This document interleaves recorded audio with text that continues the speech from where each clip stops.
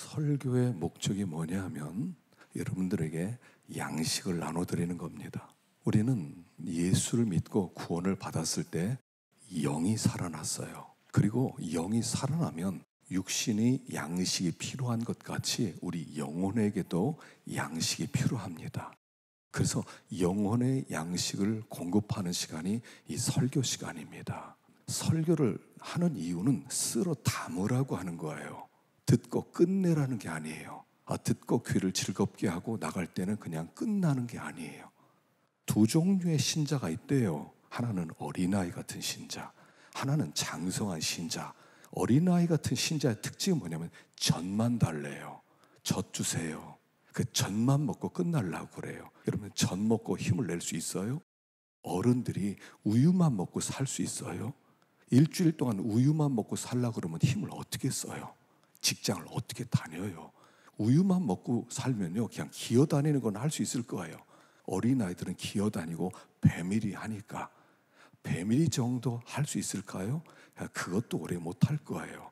우리가 단단한 식물을 먹어야 돼요. 어린아이들도 젖 먹다가 이유식 먹다가 밥 조금 씹어줬다가 밥 조금씩 줬다가 그 다음에 나중에 좀 더 커가면 고기도 좀 이렇게 다져줬다가 나중에 단단한 식물 먹으면서 이 아이들이 서서 걷기도 하고 활동도 하고 학교도 가고 직장도 다니고, 이게 음식의 힘이잖아요. 우리 믿는 사람이 젖만 먹으면 안 된단 말이에요. 위로 좀 해주세요.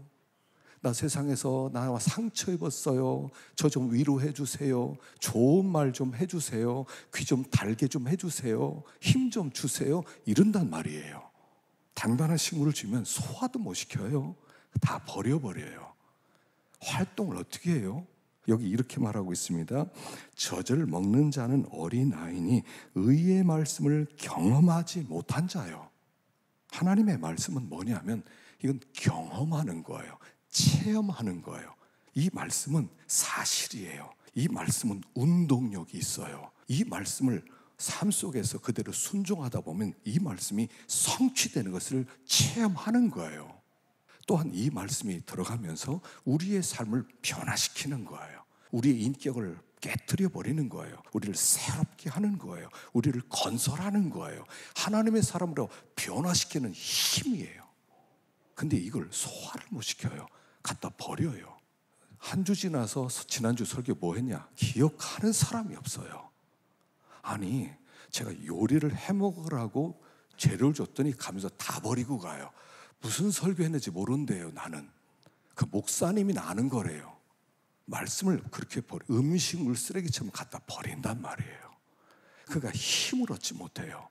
영적인 힘을 얻어서 말씀 앞에 굴복하고 순종하고 나갈 때 성령의 역사가 나타나고 표적과 기적이 나타나고 이런 일들이 있어야 되는데 없어요. 전 먹고 가는 거예요. 골라서 먹을 수 있는 거 먹고 나머지 다 버리고 가요. 다 잊어버려요. 말씀을 책임질 하라고 주시는 거예요. 근데 지금은 어린아이처럼 젖 달래요. 젖 주세요. 쉬운 얘기 좀 해주세요. 나 어려운 얘기는 못 들어요. 이러고 앉아있어요. 언제 잘하겠냐는 거예요. 언제까지 젖을 먹이겠냐는 거예요. 말씀은 지금 요리하라고 재료를 나눠드리니까 그걸 받아서 잘 요리해서 계속 책임질하면서 내 걸로 만드시라는 거예요. 어떤 사람은 딱 교제를 시작하면 은혜 받은 말씀이 딱 나와야 돼요. 지난주에 이 은혜 받았다.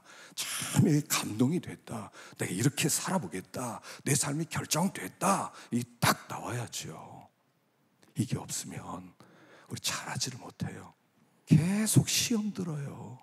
계속 무너지는 거예요. 계속 어린애처럼 발목 있는 데서 왔다 갔다 하다 끝나는 거예요.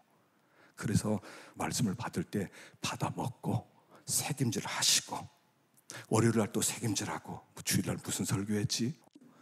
지난주에 열심히 제가 준비해서 드렸더니 다 잊어버렸대요. 그 신앙생활 안 하는 거예요. 신앙생활은 말씀을 받아서 그 말씀대로 이루어 드리려고, 내가 이 말씀을 잘 이루어 드려야 되겠다, 이거 잘 순종해야 되겠다, 그걸 자꾸 기억해야 돼요. 그래서 이게 속에 쌓여야 돼요. 말씀이 쌓여야 돼요. 그래서 딱 나오면 말씀이 툭 툭 나와야 돼요. 원수 마귀가 찾아왔을 때 말씀이 툭 나와야 돼요. 그래 이기는 거죠. 이게 신앙생활이에요. 이게 신앙생활이에요.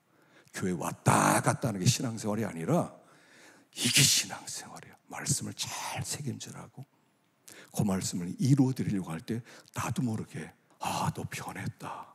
와, 너 이렇게 될 줄 몰랐다. 어떻게 이렇게 됐냐. 사람들이 너를 보니까 참 거룩하게 보인다. 이런 얘기를 듣게 되는 거예요. 물론 그런 얘기 듣기 위해서 하는 것은 아니지만 당연하게 그런 결과로 나오는 거예요. 나도 당신처럼 되고 싶다. 이런 고백들이 나와야 우리가 믿음의 길을 잘 가는 거예요. 여러분 그 헌법에 보면요, 장로님이 되려면 입교한 지 7년 되면 장로 후보예요. 이게 무슨 뜻인지 아시겠어요? 정상적으로 신앙생활 제대로 하면 7년 정도 되면 어른 될 수 있다 이런 뜻이에요. 7년 정도 제대로 신앙생활 하면 하나님 앞에 엎드려서 간구하고 믿음으로 살려고 하고 하나님 앞에 나오면 7년 정도 되면 다 어른 될 수 있다 이런 뜻이에요. 이게 그러니까 그게 안 되니까 20년 지나고 30년 지나도 자격이 안 되는 거죠. 아무쪼록 우리가 책임질을 좀 잘했으면 좋겠어요. 자, 오늘 여러분 잘 알고 있는 겟세마네 동산의 말씀입니다. 이 겟세마네 동산의 기도, 여러분 이렇게 제가 설교 시작하면 이미 다 마음속에 나 이거 들었어 그리고 시작을 하거든요. 그렇게 시작하면 은혜가 안 돼요. 마치 처음 듣는 것처럼 들으세요. 공관복음, 마태, 마가, 누가복음에는 겟세마네 동산에서 예수님이 피 같은 땀을 흘리면서 기도한 기사가 기록되어 있는데 요한복음에는 겟세마네 동산의 기도가 기록되지 않았어요.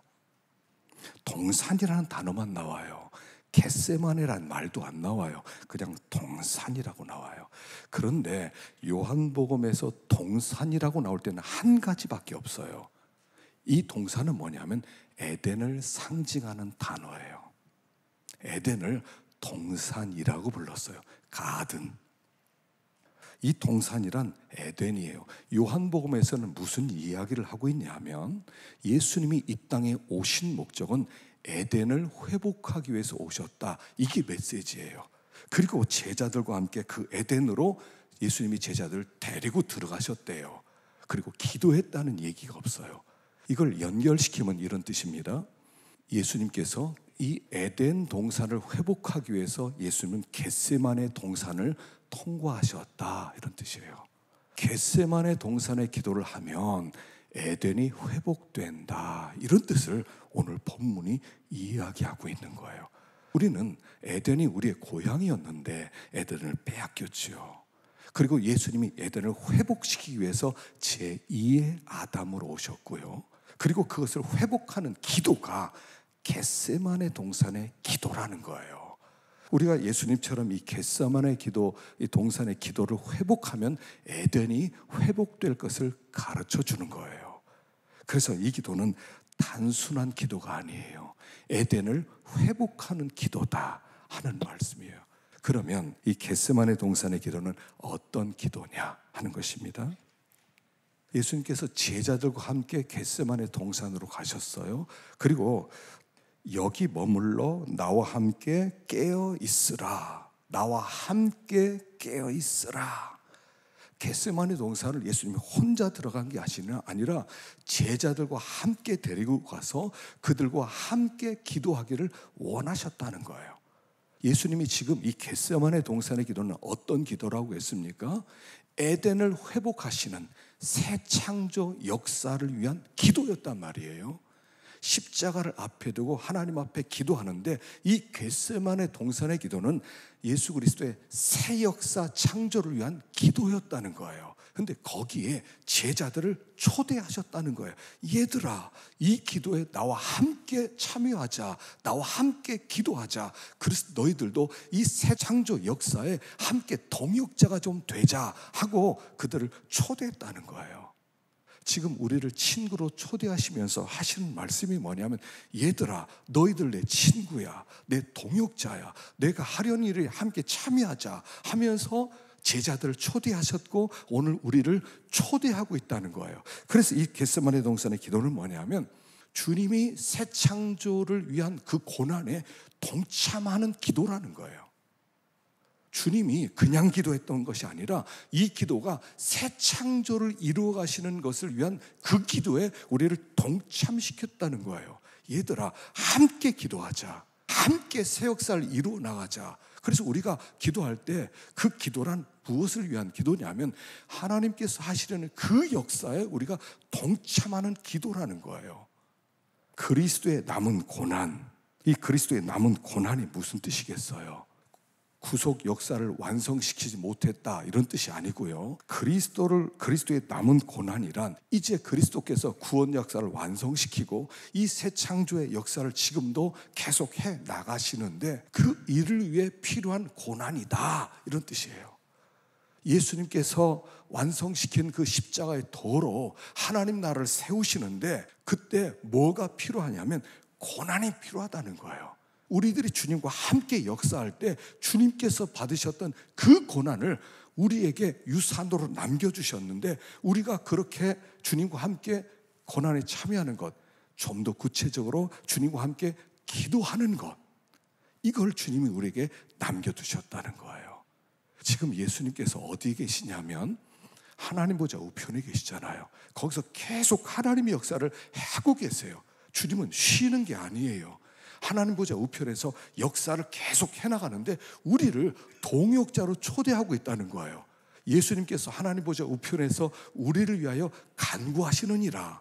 주님은 지금도 기도하고 계시는데 그 기도에 우리를 초대하셨다는 거예요. 우리가 하나님께 드리는 기도는 그냥 하나님 이거 주세요, 하나님 저거 주세요, 그런 정도의 기도가 아니라 주님께서 하시는 그 역사에 저도 좀 사용해 주세요. 하나님의 그 새 창조에 저도 동참하고 싶어요 하는 그런 기도를 드려야 된다는 거예요. 그 주님이 제자들 그 겟세마네 동산으로 초대하셔서 함께 기도하자. 내 역사에 너희들도 동역자가 되어라 라고 초대하고 있고요. 우리가 이렇게 하나님께 엎드려 기도하고요. 그래서 겟세마네 동산의 기도란 첫째, 주님의 고난에 동참하는 기도였다 하는 것입니다. 두 번째는 시험 들지 않기 위한 기도예요.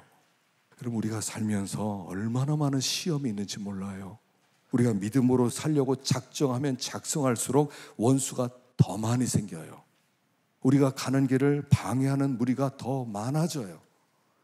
그래서 수많은 공격이 들어와요. 신앙생활에는요, 공격이 많이 들어와요. 그래서 우리도 모르는 사이에 시험 들어요. 여러분, 시험 든다는 얘기는 뭐냐면 우리가 너무 낙심해서 믿음으로 살기를 거절하는 거예요. 믿음으로 살 힘이 없어.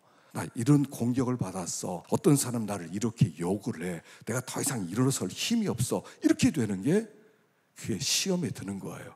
그래서 믿음의 손해를 보는 거, 내가 가진 믿음을 다 빼앗기는 거, 걸어가야 될 길을 가지 못하게 만드는 거, 요게 시험에 드는 거예요. 이 시험 드는 게 더 깊어지면 어떻게 되냐면 배교가 일어나요. 베드로가 예수님과 함께 죽겠습니다 결심했지만 어떤 여자가 와서, 아이가 와서 당신도 예수 당이라 그러니까 아니라고 하죠. 처음에 부인합니다. 나중에는 예수님을 뭐라고 합니까? 저주까지 합니다. 베드로가요, 예수님을 저주했습니다. 배교를 했어요. 이게 시험 든 상태예요. 시험 들면 나중에 배교하는 거예요. 주님 나 교회 안 다녀요 정도로 끝나는 게 아니에요. 예수 믿는 사람을 핍박하는 데까지 가는 거예요. 그래서 마귀의 종이 되게 만드는 것, 이게 시험 들어요. 여러분, 시험 들잖아요. 마귀의 종 노릇하는 겁니다. 사울이 시험 들지요. 말 한마디 듣고 시험 들었습니다. 사울이 죽인 자는 천천히요, 다윗이 죽인 자는 만만이다. 그 한마디 듣고 시험 들었습니다. 그리고 죽을 때까지 시험에서 벗어나지를 못했어요. 그리고 계속 저 다윗 그냥 두지 않겠어. 다윗을 내가 죽여버리겠어. 그리고 계속 다윗을 엿보고 있다가 계속 죽일 기회를 찾는 거예요. 10년을 쫓아다니는 거예요. 이게 시험 들면 이렇게 돼요. 근데 다윗은 똑같은 상황입니다. 시험 들 수 있는 상황입니다. 그럼 다윗은 시험에 안 들었어요. 다윗이 나중에 사울 때문에 미워하고 사울 때문에 분노하고 사울에게 보복하겠다고 마음을 품습니까? 사울이 죽었을 때 슬퍼하고 금식하고 노래를 짓고 이렇게는 했지만 사울 죽이기 위해서 사울에게 분노하지는 않았다는 거예요. 마귀의 종노릇하지 않았다는 거예요. 차이는 하나예요. 다윗은 기도했어요. 제가요 시편 1편부터 72편까지 다윗의 기도거든요. 거기에 원수라는 말을 하도 원수라는 말이 많이 있어서 원수라는 말을 한번 세봤어요. 몇 번 나오냐면 55번 나와요. 다윗이 원수라고 하는 말이 55번 나와요. 어떤 본문에는 하나님 내 원수가 머리털처럼 많습니다. 하나님 원수가 주야로 나를 괴롭힙니다. 이런 말들이 계속 나와요. 원수 때문에 그는 힘들었어요. 그러나 시험 들지는 않았어요. 어떻게 그랬어요? 그는 하나님 앞에 계속 기도했어요. 원수가 있으면요 한 번 기도해서 안 돼요. 하나님 저 원수가 나를 괴롭힙니다. 저 원수 좀 하나님 어떻게 해주세요. 그 끝나면 안 돼요. 계속 공격하니까 원수가 공격할 때 계속 기도해야 돼요. 그래서 다윗이 계속 기도하는 거예요. 그게 시편이에요. 그 시편은 내용이 여러분 55번이라는 건 뭐냐면 거의 매장마다 원수 때문에 그는 괴로웠다는 거예요. 원수 때문에 그는 계속 기도했다는 거예요. 원수 때문에 하나님께 부르짖었다는 거예요. 그랬더니 원수 때문에 괴로움은 당했지만 시험에는 들지 않았다는 거예요. 사울이 그렇게 죽이려고 하더라도 다윗 마음 가운데는 사울을 죽이겠다는 보복하는 마음은 없었다는 거예요. 기도하면 우리가 시험을 이길 수가 있어요. 시험 오는 건 이길 수 있는 다른 방법이 없어요. 우리는 인간이기 때문에 시험이 들으면 같이 화를 내고 같이 낙심하고 같이 보복하고 같이 싸우려고 하지 그걸 소화가 안 되는 거예요.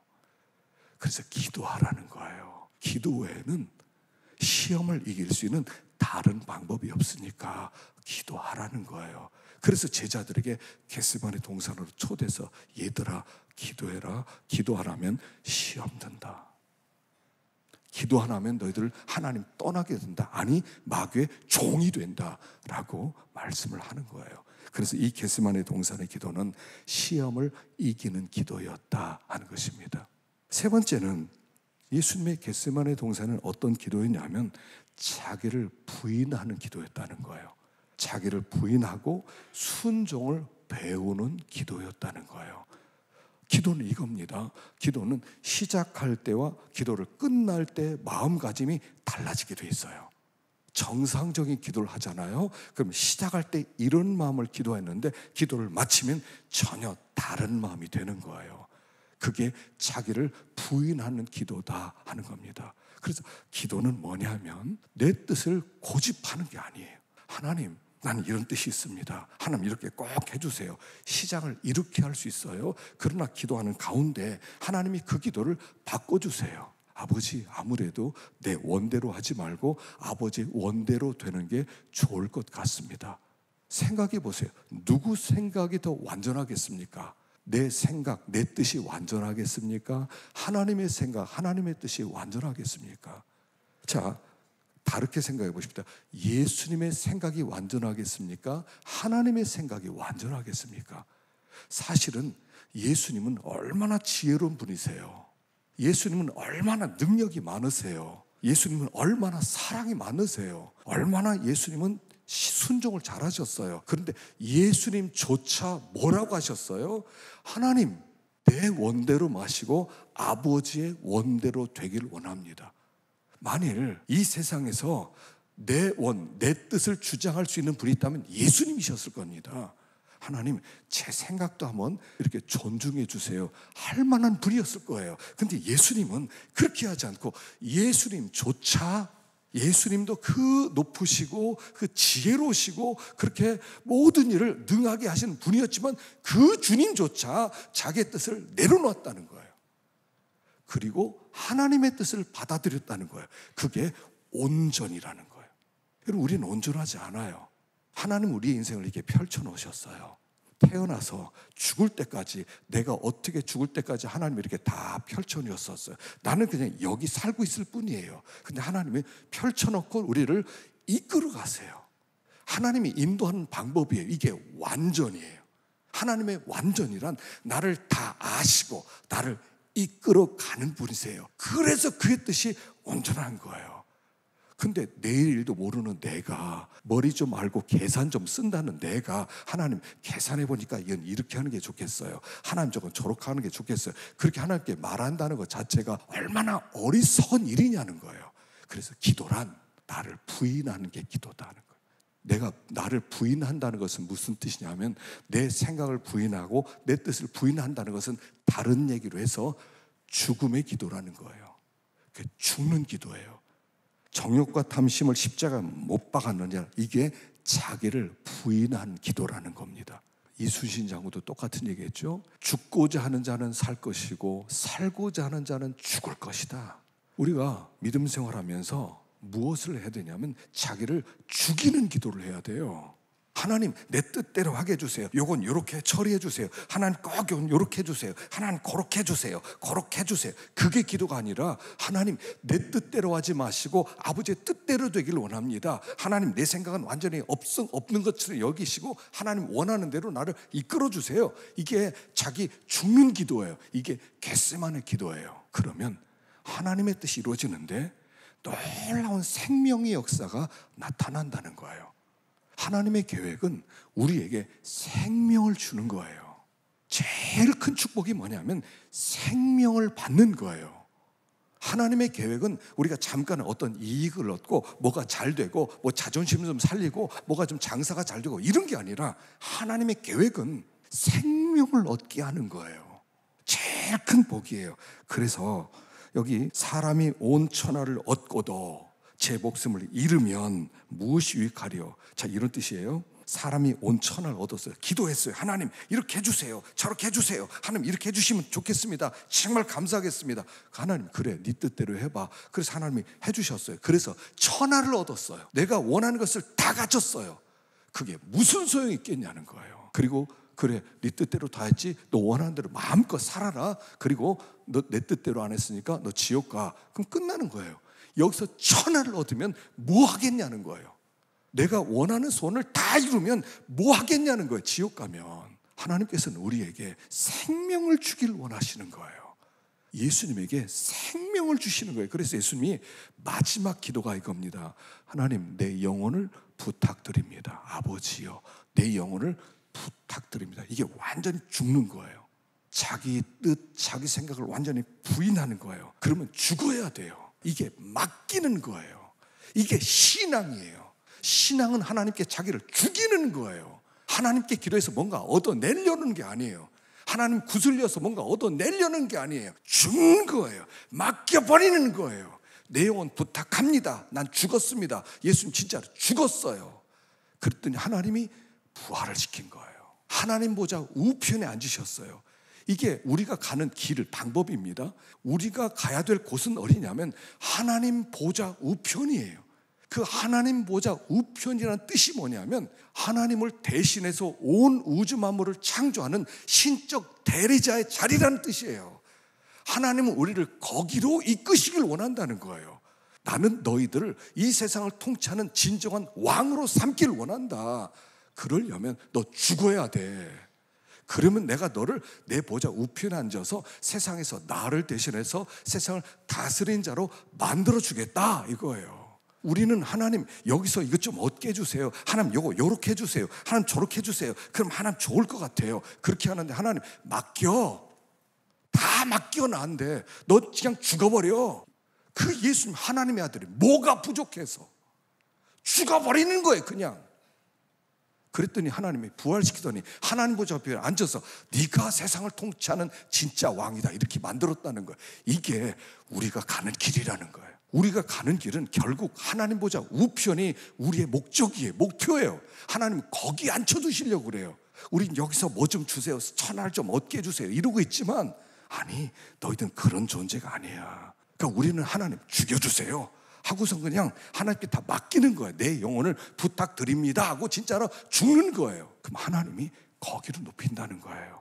여기에서 내가 기도하는 대로 안 됐다고 그런 게 아니라 하나님께 맡겨보세요. 그게 겟세마네 기도고요. 그게 하나님 보좌 우편으로 가는 유일한 길이에요. 다른 길 없어요. 다 맡겨버리는 거예요. 이 문제 어떻게 하나님께 맡긴다. 그때부터 하나님이 이 일을 시작해서 죽은 자 가운데 부활시키시고 승천시키시고 하나님 보좌 우편에 앉으시고 그리고 지극히 높이셔서 온 우주 만물을 지금 예수님이 다스리는 중이에요. 이게 하나님 보좌 우편에는 유일한 길이에요. 이게 새 창조의 역사예요. 이게 우리가 가는 길이다 하는 것입니다. 우리가 다시 이번 고난주간을 통해서 우리 하나님께 더 가까이 나가는 우리가 될 수 있기를 축원합니다. 기도하십시다.